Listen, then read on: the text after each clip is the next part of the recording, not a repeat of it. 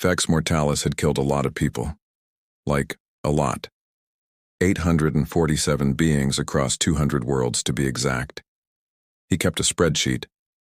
He was very organized about his murders, which honestly was probably why he was so good at them. He stood in Queen Valara's throne room, all 7 feet of midnight black armor and weaponized intimidation, waiting for his next contract.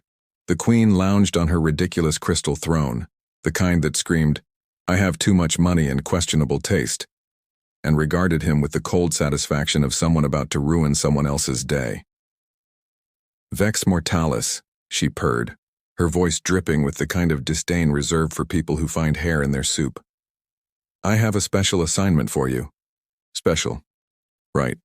They were all special. Last week's special assignment involved a warlord with 16 bodyguards and a personal shield generator.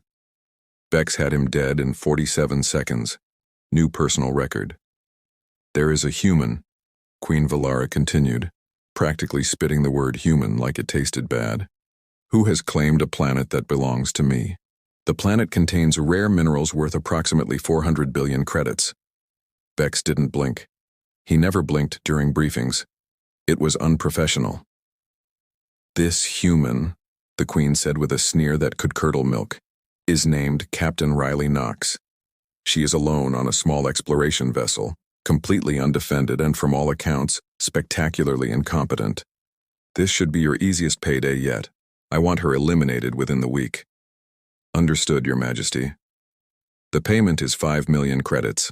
Half now, half on confirmation of death." Queen Valara waved a hand dismissively, already bored with the conversation.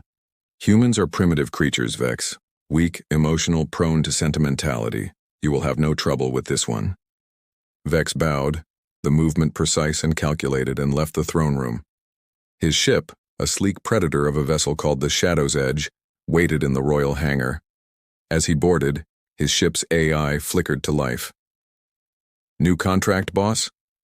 Nora's voice was dry, sardonic, and exactly the kind of personality you'd program into an AI if you spent too much time alone in space. "Human target, solo explorer, undefended." "Oh good, we're bullying someone's grandma now, how prestigious." "She stole a planet, Nora." "And you've stolen 847 lives, but who's counting?" Nora paused. "Oh wait, I am. I literally count them. It's my job." Vex ignored her, running through his weapons check with practiced efficiency. Plasma rifle, check. Molecular blade, check. Poison darts, check. Portable disintegration field, check. The usual arsenal for making someone stop existing. He'd already spent the 5 million credits in his head. Maybe a new ship. Something with better cup holders. The Shadow's Edge had terrible cup holders. "Coordinates locked for Captain Riley Knox's last known position," Nora announced. "Estimated arrival time 6 hours. Try not to fall asleep from the sheer excitement of murdering an unarmed human. Your sarcasm module needs recalibration." "My sarcasm module is functioning perfectly, thanks. It's your moral compass that's on the fritz." Vex settled into the pilot's chair, watching the stars blur into hyperspace streams outside his viewport. 847 down. One more wouldn't make a difference, just another job, just another target. He had no idea that in 6 hours his entire life was about to become a cosmic joke. Riley Knox's ship, the Wandering Mistake, a name she'd chosen herself and refused to change despite multiple people pointing out the bad omen, drifted lazily through uncharted space. Vex's scanners picked it up easily. No shields, minimal weapons, navigation systems that appeared to be held together with hope and electrical tape. This was going to be embarrassingly easy. He docked silently, his infiltration skills honed by 2 centuries of practice. The airlock opened with barely a whisper. He moved through the corridors like smoke, thermal vision active, tracking the single heat signature in what appeared to be the ship's common area. Vex rounded the corner, plasma rifle raised, ready to strike fast and clean. "Oh hey, there's a person on my ship." He froze. Riley Knox sat cross-legged on a beaten-up couch that had no business being on a spaceship, wearing a faded band t-shirt with something called The Beatles on it, and the fluffiest socks Vex had ever seen. She was eating cereal, the dry kind, straight from the box while watching a screen that displayed what appeared to be humans laughing at each other in a living room. She looked directly at him, smiled. "Are you lost? Space is super confusing, I get it. I've been lost for like 3 weeks now. Want some cereal?" She held out the box. "It's artificially flavored to taste like fruit, but honestly it just tastes like colored cardboard. But it's kind of good, in a weird way." Vex stared. His targeting system flickered. This was not protocol. "I am Vex Mortalis," he said, using his intimidation voice, the one that made warlords wet themselves. "I am here to kill you." "Oh, cool, cool." Riley nodded, still chewing cereal. "That's a really intense name, very dramatic. I'm Riley. This is my ship. It's kind of a mess, sorry about that. Do you want to sit down? This show is hilarious, you'd love it. It's about humans who don't communicate their feelings and it causes problems." Vex raised his rifle. "You do not understand. I am an assassin, the most feared killer in the galaxy." "Right, yeah, the all-black outfit kind of gives off that vibe." Riley gestured at the couch. "Seriously though, you look tense. Sit. Watch TV. Live a little." He pulled the trigger. Nothing happened. Vex looked at his rifle. The power cell display showed full charge, but the weapon was completely dead. He switched to his molecular blade. The blade flickered once and died. His poison darts wouldn't eject. His portable disintegration field made a sad beeping noise and shut down. "Oh man, yeah, technology hates me," Riley said cheerfully. "It's like a whole thing. My toaster tried to kill me last week. Well, not kill me, but it definitely burned my bagel on purpose. Machines just get weird around me." "That is not possible," Vex growled, checking his equipment frantically. Everything was malfunctioning. All of it. "I've got a theory that I emit some kind of anti-tech aura, but honestly, I barely passed space physics, so I'm probably wrong." Riley stood up, walked over to him, and Vex instinctively took a step back. She was maybe 5'6", weighed approximately nothing, and had cereal crumbs on her shirt. "You look really stressed. Are you okay? Do you need water?" "I have water. Well, it's space water, which tastes kind of metallic, but it's wet." "Stop talking," Vex commanded, but his voice came out weaker than intended. "I talk when I'm nervous, which is always. So basically, I never stop talking. My ex-boyfriend said it was my least attractive quality, but joke's on him because he married his therapist, so clearly he had some communication issues to work through anyway." Riley tilted her head. "Why do you want to kill me? Did I cut you off in traffic? Space traffic? I'm a terrible pilot, so that's possible." Vex tried to grab her. She moved to hand him the water bottle at the exact same moment, and they collided. He tripped over her fuzzy socks, stumbled backward into her couch, which collapsed under his armored weight, sending him crashing to the floor where he knocked over her cereal box, which exploded into a shower of artificial fruit-flavored pieces that rained down on his helmet. Riley stood over him, looking concerned. "Are you having a bad day? You seem like you're having a bad day." "Nora!" Vex hissed into his comm. "Emergency extraction. Now." "Boss, I'm looking at your vital signs and they're all over the place. Are you having a panic attack?" "Extraction. Also, your location shows you're covered in breakfast cereal.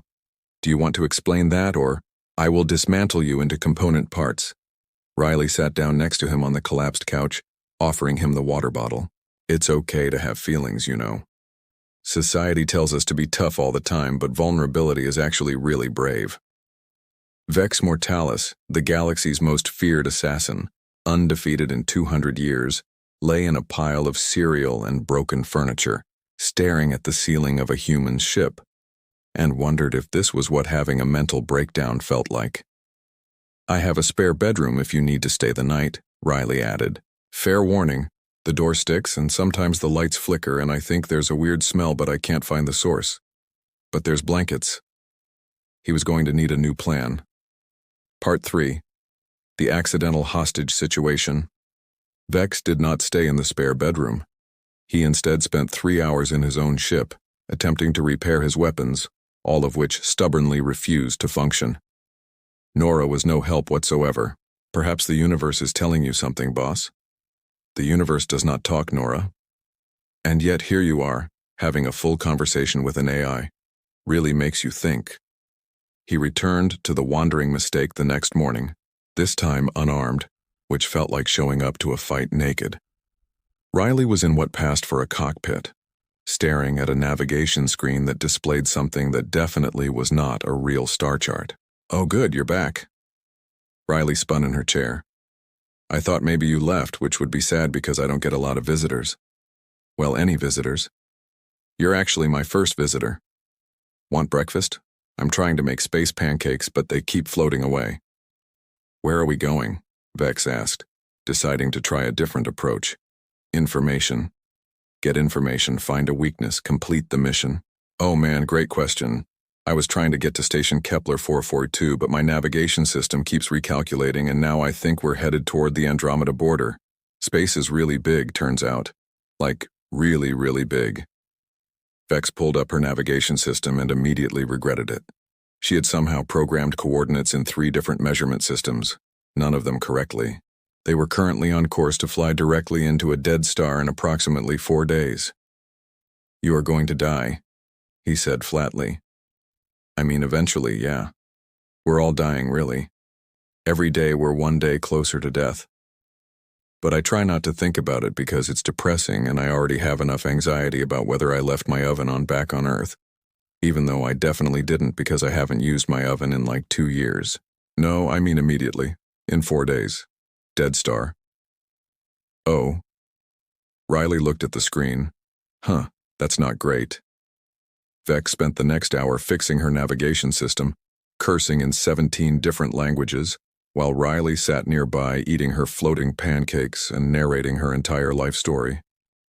He learned about her failed relationships, all 3 of them, her love of Earth music, specifically something called classic rock, her theory that space whales were real and the government was hiding them, her terrible cooking experiments, which included trying to make spaghetti in 0 gravity, which went exactly as badly as you'd think. "So why did you claim that planet?" Vex asked, trying to steer the conversation toward something useful. "Oh, that? Total accident. I thought I was filling out a form for a library card on Station Helios. Turns out I accidentally filed a planetary claim with the Galactic Council. I didn't even know what I'd done until they sent me a congratulations message and a property tax bill. The tax bill is wild, by the way. Like, who do I even pay? Is there a space IRS? These are questions no one answers. You claimed a planet worth 400 billion credits by accident. Is it worth that much? Wow, okay, maybe I should pay that tax bill." Vex stared at her. She was genuinely, sincerely, completely clueless. She hadn't stolen anything. She was just catastrophically bad at paperwork. "Queen Valara wants that planet," he said carefully. "She sent me to kill you for it." "Oh, she can have it. I don't want a planet. I can barely take care of a houseplant. Here, I'll sign whatever. Do you have a space pen?" "It does not work that way." "Why not?" "Bureaucracy is so complicated. This is why I became an explorer. You just point your ship at stuff and go look at it. Very simple. Well, except for the navigation part, which is not simple as we've established." Over the next 2 days, Vex tried repeatedly to complete his mission. He tried to sabotage her life support. Riley accidentally fixed it while trying to adjust the temperature. He tried to poison her food. She decided to fast that day because she read an article about intermittent fasting. He tried to space her during a routine airlock check. She had tied a safety tether to his armor. "Because we're friends now, and I don't want you floating away." Friends. Friends. He was friends with his target. Riley showed him Earth movies, terrible ones with plots that made no sense. But she laughed at all the jokes and explained the cultural context, and somehow made them enjoyable. She introduced him to comfort food, which was apparently food that made you happy, but also feel guilty. She talked about Self-Care Sunday, which was a day humans dedicated to doing nothing and feeling only slightly bad about it. "You know what your problem is?" Riley said on day 3, while they watched something called a romantic comedy. "You're lonely." Vex went very still. "I am an assassin. I work alone." "Yeah, but like, by choice or because everyone's scared of you?" "Both, actually. But he didn't say that." "I get lonely too," Riley continued, pulling her knees to her chest. Space is beautiful, but it's really empty, you know? Sometimes I go weeks without talking to anyone. That's why I talk so much when I meet people. I'm making up for lost time. Something in Vex's chest felt tight. He had not had a genuine conversation with anyone in decades. Centuries, maybe. His contracts came through secure channels. His payments were automated. Nora was an AI. Riley was the first person in 200 years who had talked to him like he was a person, not a weapon. "Your ship is terrible," he said, his voice rough. "I know, right? I love her, though. She's trying her best." "You are going to die out here." "Probably, yeah." "You are not afraid." Riley shrugged. "Being afraid doesn't really help anything. Besides, if I die, at least I got to see some cool stuff first. I mapped the Carthage Nebula last month. I found a dead civilization on Kepler 186f. I met you. Not a bad run, all things considered." Vex had killed 847 people. He had never known any of their names. He had never wondered if they laughed at bad movies or talked too much when they were nervous or tied safety tethers to strangers because they cared. "I cannot complete this contract," he said quietly. "The assassination one?" "Yeah, I figured when you started crying during the romantic comedy climax." "I did not cry. Your helmet was fogging up, dude. That was condensation." Sure, condensation. From your eyes. Which is tears." Riley patted his armored shoulder. "It's okay. Emotional growth is hard. I'm proud of you." Nora's voice crackled through his helmet comm, quiet enough that only he could hear. "Boss, I've been monitoring your vitals. Your oxytocin levels are through the roof. I think you're experiencing human-induced emotional compromise." "What does that mean?" "It means you're developing feelings, you absolute disaster. You're falling for the target." Vex stood abruptly. "I need to think." "Take your time," Riley called after him. "I'll be here, probably breaking something." In his ship, Vex paced. 200 years of perfect kills. A flawless record. And now this. A human with fuzzy socks and chaos energy had completely dismantled everything he was. He pulled up the contract file. Queen Valara's cold face stared back at him. 5 million credits. Riley's life. He thought about Riley explaining Earth music with wild hand gestures. Riley laughing at terrible jokes. Riley offering him cereal in the middle of an assassination attempt. Riley, who had somehow become the most important person in his life in 72 hours. "Nora," he said slowly, "what are the penalties for breaking a contract?" "For you? Death, probably. Queen Valara doesn't do well with disappointment. She once executed a chef for oversalting her soup." "And if I did not break the contract but instead provided an alternative solution?" "I'm listening." Vex pulled up his personal files, scrolled through 2 centuries of data, stopped on a file he had not opened in a very long time. His own citizenship records, his legal status. A plan, absolutely insane and completely unprecedented, began to form. "Nora, set course for the Crimson Throne. We're going back to Queen Valara? Are you going to complete the contract?" "No," Vex said, and despite everything felt himself smile behind his helmet. "I am going to do something far more dangerous. I'm going to quit." The thing was, Vex had tried. He'd really genuinely tried to kill Riley Knox. On day 4, he'd attempted to vent the atmosphere while she slept. Riley had woken up, noticed the air getting thin, and cheerfully announced, "Oh good, you're testing the emergency systems. I've been meaning to do that, but I keep forgetting." Then she fixed the leak he'd created with duct tape and optimism. Duct tape and optimism. He'd tried to convince himself it was strategy. He was learning her patterns, finding weaknesses, planning the perfect strike. But the truth was more pathetic. Every time he got close to actually hurting her, his hands wouldn't cooperate. His finger wouldn't pull the trigger, his blade wouldn't swing.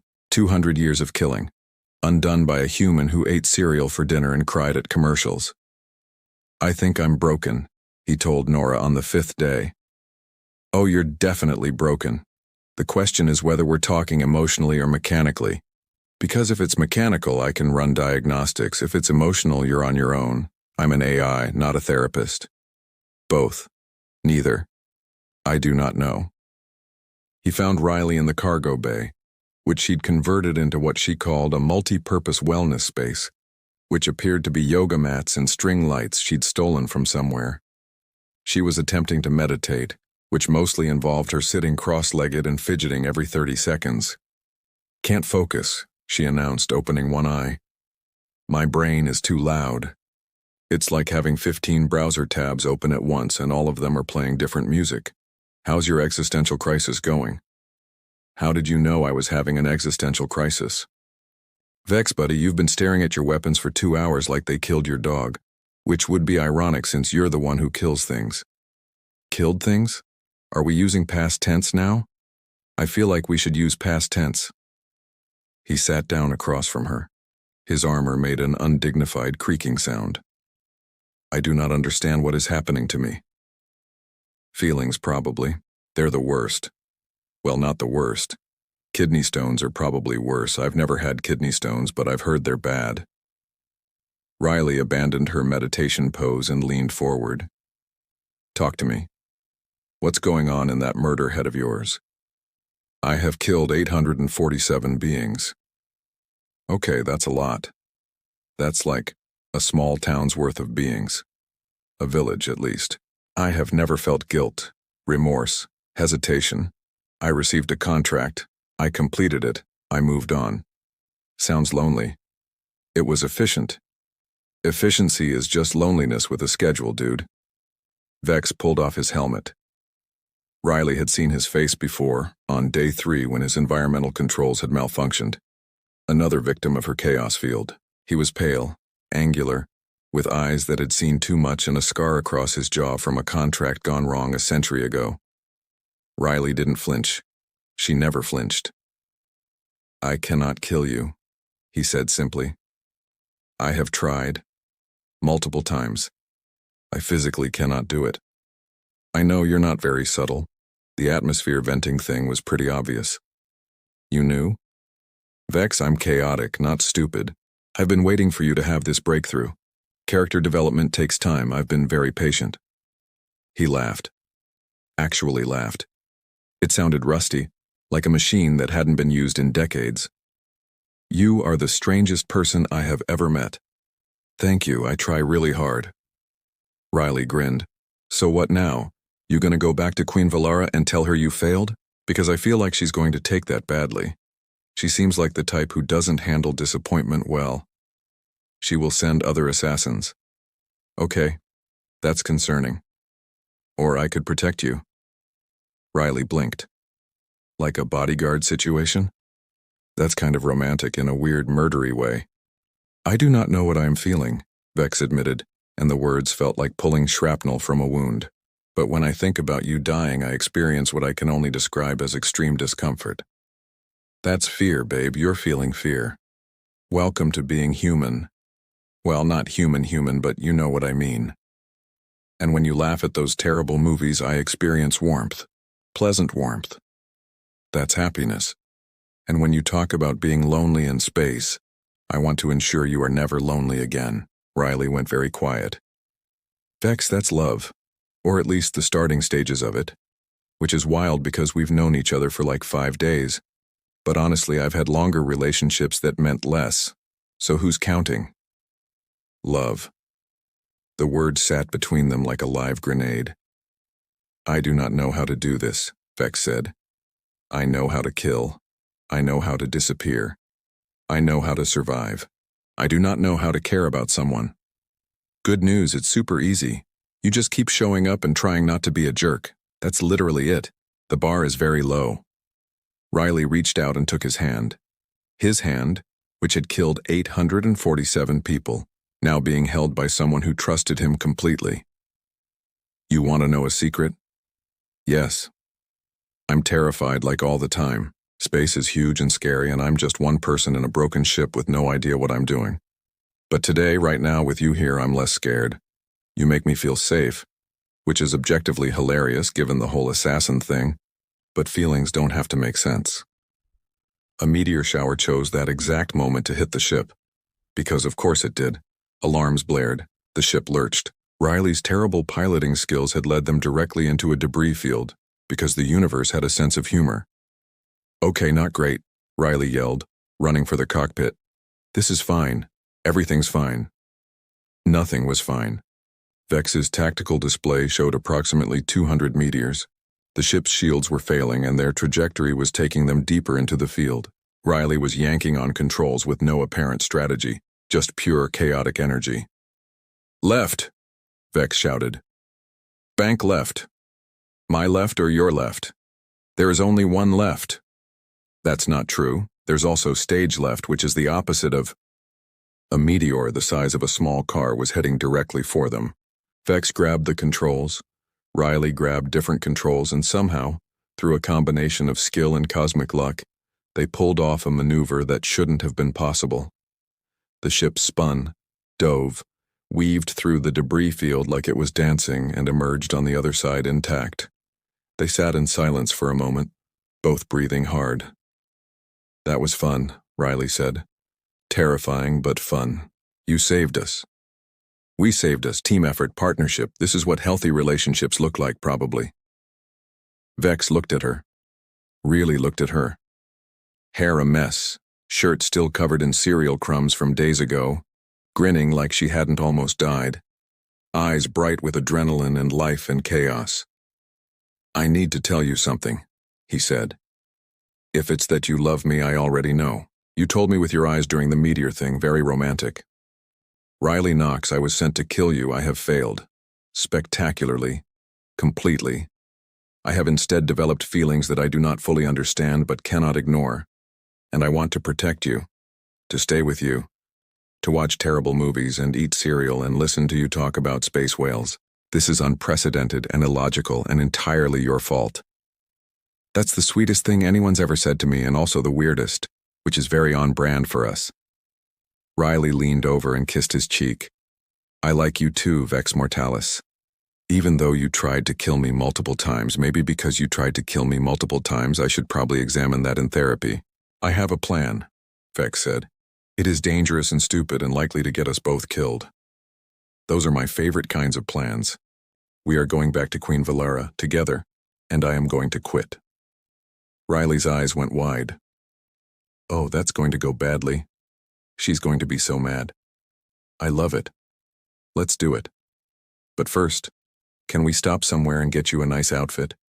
You can't quit in murder armor. You need a quitting outfit, something that says, 'I'm unemployed and emotionally available.'" Nora's voice crackled through the speakers.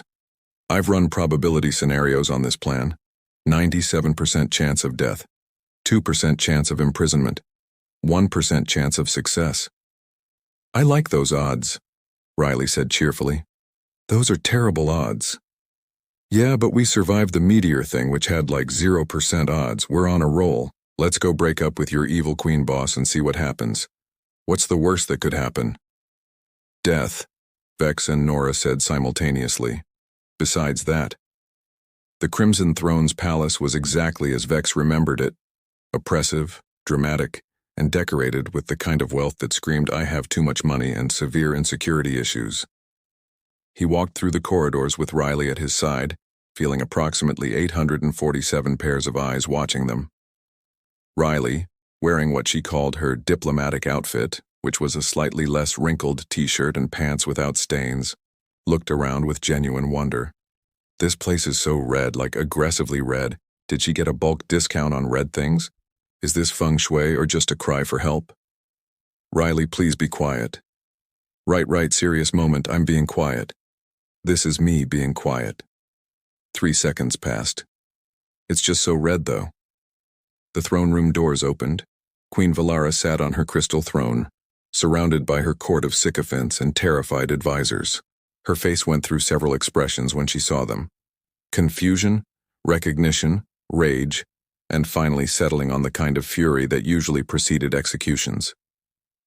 "Vex Mortalis," she said, her voice cold enough to freeze stars. "You dare return without completing your contract?" "Your Majesty," Vex said, and dropped to one knee. "Not in submission." He reached into his armor and pulled out a small box. Inside was a ring, simple and elegant, that he'd purchased at a space station 3 days ago using his emergency funds. The entire court gasped. Riley made a noise that was somewhere between a squeak and a laugh. "I am here to tender my resignation," Vex continued. "Effective immediately. I am retiring from assassination to pursue personal interests." Queen Valara's face turned a color that matched her decor. "Personal interests? You brought me your target as your personal interest?" "Hi." Riley waved from behind Vex. "I'm Riley. I'm the personal interest. This is awkward, right? This feels awkward. We should have called ahead." "You were supposed to kill her." The Queen's voice could have shattered glass. Probably did shatter some glass. The windows made concerning noises. "Yes, well, change of plans," Vex said calmly. "Turns out she is significantly more valuable alive. To me specifically. As a companion, partner, significant other. I do not care about your relationship status." Queen Valara stood, power crackling around her like a bad special effect. "You have broken your contract, Vex Mortalis. The penalty is death. You know this." "I am aware." "Then why are you here?" "Because," Riley stepped forward and Vex tried to stop her, but she was already moving. "I think we should talk about the illegal mining operations you've got running in protected zones." The room went very quiet. Queen Valara's expression shifted from rage to something more dangerous. Calculation. "I have no idea what you're talking about."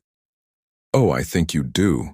Riley pulled out a data pad, the same one she'd been using to take what she called space vacation photos. "See, while I was mapping the outer sectors, I accidentally documented like 17 different illegal mining sites, all registered to shell companies, all traced back to the Crimson Throne. I didn't know what I was looking at initially. I thought they were rock formations. But then Vex explained it to me and I was like, oh wow, that's super illegal. You have no proof. Actually, I uploaded everything to the Galactic Council's public servers last week. I thought I was backing up my photos to cloud storage, but I guess I clicked the wrong thing. Anyway, they have everything. Mining coordinates, financial records, shipping manifests. I'm really bad at technology, but apparently I'm great at accidental whistleblowing." The Queen looked like she wanted to explode several planets. "You did what?" "Look, in my defense, your website UI is really confusing. You should hire a better designer, something with less red maybe." Vex stood, placing himself between Riley and the Queen. "The Council is already investigating.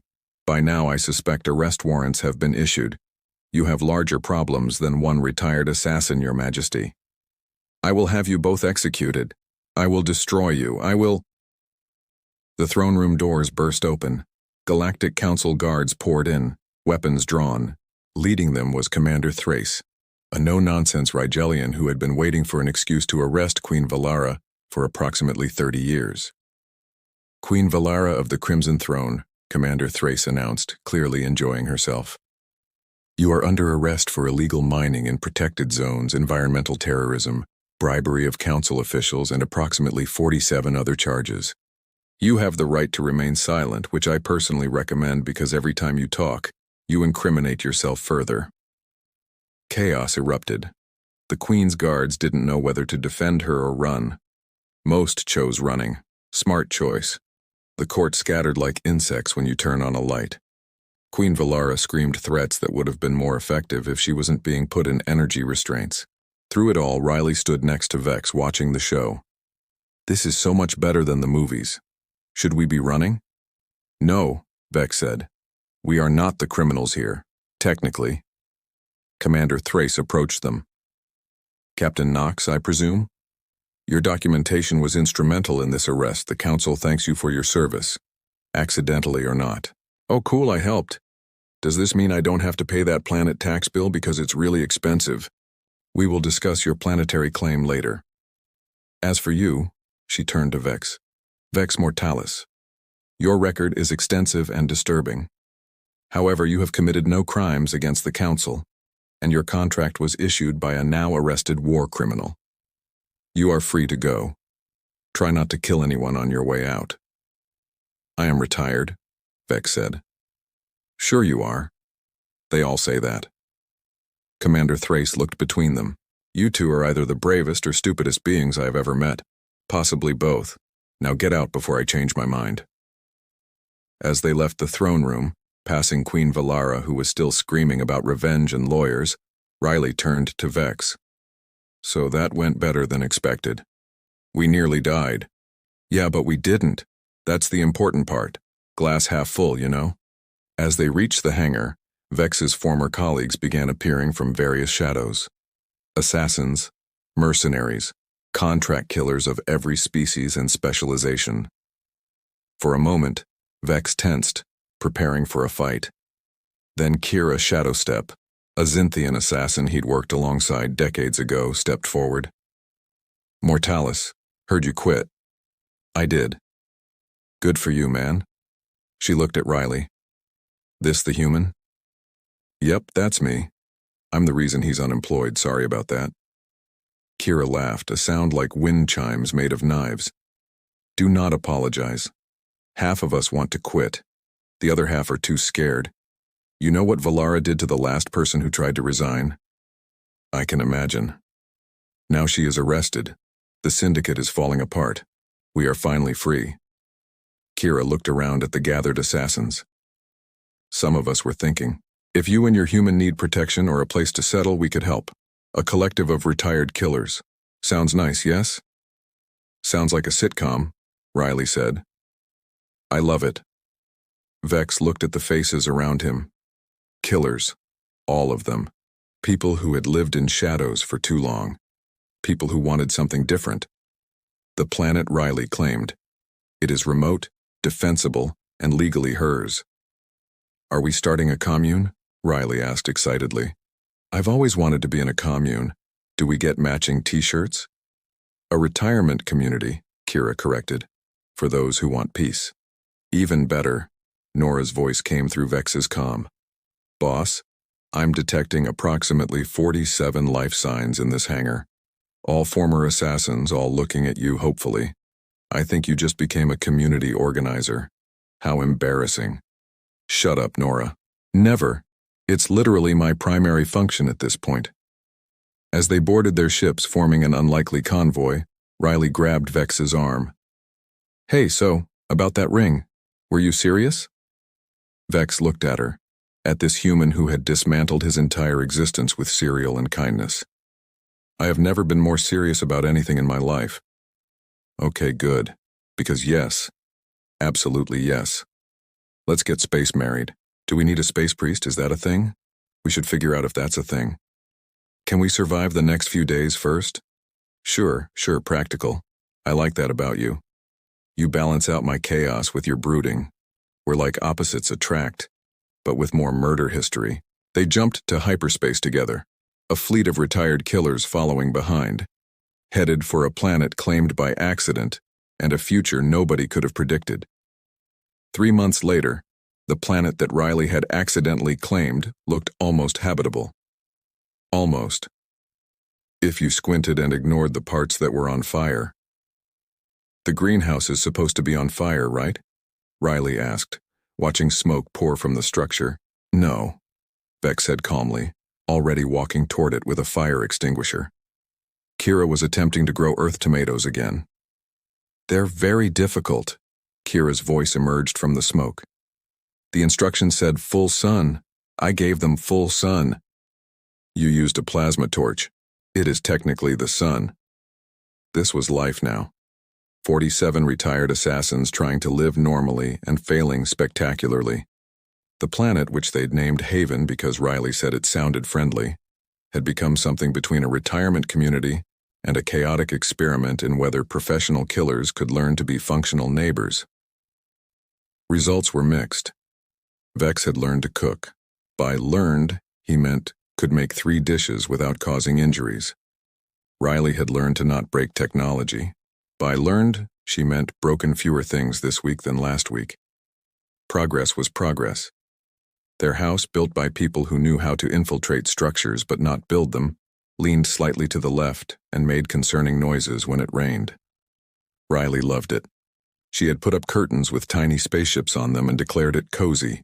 Nora, now integrated into the planet's central computer system, had started a podcast called How to Disarm an Assassin with Serial, which had inexplicably become popular across 3 galaxies. She interviewed Riley weekly about her accidental journey from lost explorer to fiancé of the galaxy's most feared killer. "It's really simple," Riley said in the latest episode, which Vex refused to listen to. "You just treat them like people. Revolutionary concept, I know." The Galactic Council had officially recognized Haven as a sovereign territory under Riley's stewardship. They had also given her an award for accidentally promoting galactic peace through catastrophic incompetence, which Riley displayed proudly above the fireplace that didn't work. Queen Valara, from her prison cell, had sent a wedding gift. It was a very expensive vase with a note that said, "I hope you choke on happiness." Riley put flowers in it. "She's trying," Riley said. "Character growth is hard for everyone." The wedding was scheduled for next week. Planning had been a disaster. Kira insisted on traditional Xinthian death rituals which involved ceremonial combat. Riley wanted to play Earth music, specifically something called Dancing Queen. Vex wanted it to be over as quickly as possible. They had compromised. The ceremony would include 1 ritual combat, 3 Earth songs, and a buffet because Riley said, "Everyone is less likely to murder each other when they're eating." Currently, Vex was reviewing the guest list, which had grown from 20 to 200 beings. Apparently, the story of an assassin who quit for love had spread. People wanted to witness it. Some wanted to celebrate it. A few probably wanted to see if it was real or an elaborate trap. "We could elope," Vex suggested, not for the first time. "We could," Riley agreed, hanging upside down off the couch for reasons she hadn't explained. "But this is better. Community, you know? Connection. Also, I already ordered a cake shaped like a spaceship, and I'm not wasting that money." "The cake is shaped like a spaceship." "Your point. I love you, Riley Knox, but your decision-making process is baffling." "That's why you love me, though. I keep life interesting." She was right. Life was interesting.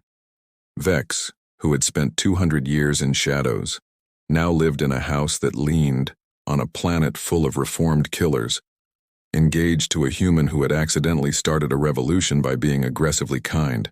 The wedding day arrived with predictable chaos. The ritual combat got out of hand and they had to use stun weapons to separate the participants. The Earth music caused a diplomatic incident when the Rigelian delegation found it auditory assault. The cake was perfect until someone knocked it over during the dancing, but Riley laughed through all of it. She laughed when Vex's armor malfunctioned during his vows, when Nora's speakers blew out during the music, when it started raining inside the ceremony hall because they'd forgotten to finish the roof. "This is perfect," she said, covered in cake and rain and happiness. "It is a disaster." "Yeah, but it's our disaster." The ceremony was officiated by Commander Thrace, who showed up in full uniform and made it clear she was here, under protest, and because the open bar was too good to pass up. She pronounced them married with all the enthusiasm of someone reading a parking ticket, then immediately headed for the buffet. That night, after the guests had left or passed out, depending on their tolerance for Earth alcohol, Vex and Riley sat on the roof of their leaning house, watching 3 moons rise over their accidentally acquired planet. "You know what's funny?" Riley said, leaning against him. "What?"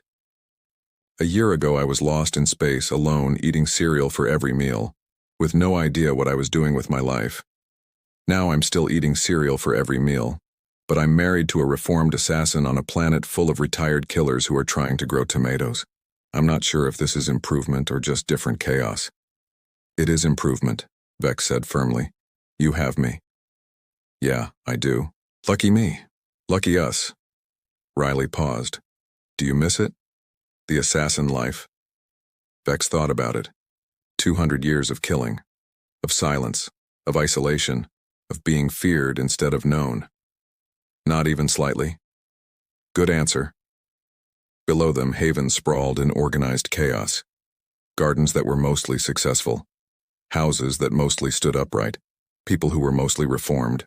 A community built by accident. Held together by a human who had no idea what she was doing but did it with enthusiasm anyway. Humans, Vex had learned, were terrifying in ways the galaxy didn't understand. They didn't conquer with weapons or strategy. They conquered with persistence, with kindness that looked like weakness until you realized it was stronger than any armor, with chaotic energy that bent the universe around them until it gave up and let them win. Riley Knox had defeated the galaxy's most feared assassin with serial and sitcoms. She had dismantled a queen's empire with accidental evidence collection. She had built a community of killers into something resembling a family through sheer force of optimistic determination. Humans were disasters. Beautiful, impossible, wonderful disasters. And Vex Mortalis, formerly the most feared killer in the galaxy, currently a married man trying to figure out how to grow vegetables, wouldn't change a single thing. "Hey, Vex," Riley said sleepily. "Yes? Next week want to go explore that weird nebula near the border? I heard there might be space whales." "There are no space whales, Riley." "That's exactly what someone who hasn't seen space whales would say. We just got married. Can we have 1 week of stability? Where's the fun in that?" She had a point. Stability was overrated anyway. "Fine, but I am piloting." "Deal. Your navigation skills are way better than mine anyway. Remember that time I almost flew us into a black hole? I am trying to forget that time. Good memories, though. Terrifying memories. Same thing, really." In the distance, something exploded. Probably the greenhouse again. Someone would handle it. Or not. This was Haven. Things exploded sometimes. That was just life now. Vex pulled Riley closer, watching the stars that he'd once traveled as a weapon and now traveled as a person. "I love you, Riley Knox." "I know," she said, grinning. "You told me with your eyes. Very romantic. Also, I love you too. Even though you're terrible at cooking and you brood too much and you keep trying to organize my chaos, which is rude. Your chaos needed organizing. My chaos was perfect. Your chaos almost killed us 17 times. But it didn't. We're alive. We're married. We have a weird planet full of weird people and everything is weird and wonderful. Humanity? Heck yeah, am I right?" Vex laughed, the sound easy now, natural. Humanity? Heck yeah. Below them, Haven continued its chaotic existence. Above them, the universe sprawled infinite and full of possibilities. And between them, two beings who had found each other through the most unlikely circumstances held on tight and planned their next disaster. Somewhere in the galaxy, in a maximum security prison, Queen Valara received a wedding photo in the mail, Riley and Vex covered in cake, laughing in the rain, surrounded by reformed killers and chaos and joy. The Queen crumpled it up, furious. Then, after a moment, she smoothed it out again and looked at it longer. She'd never seen Vex smile before. Humanity was terrifying. But maybe, just maybe in the right circumstances, they were also contagious.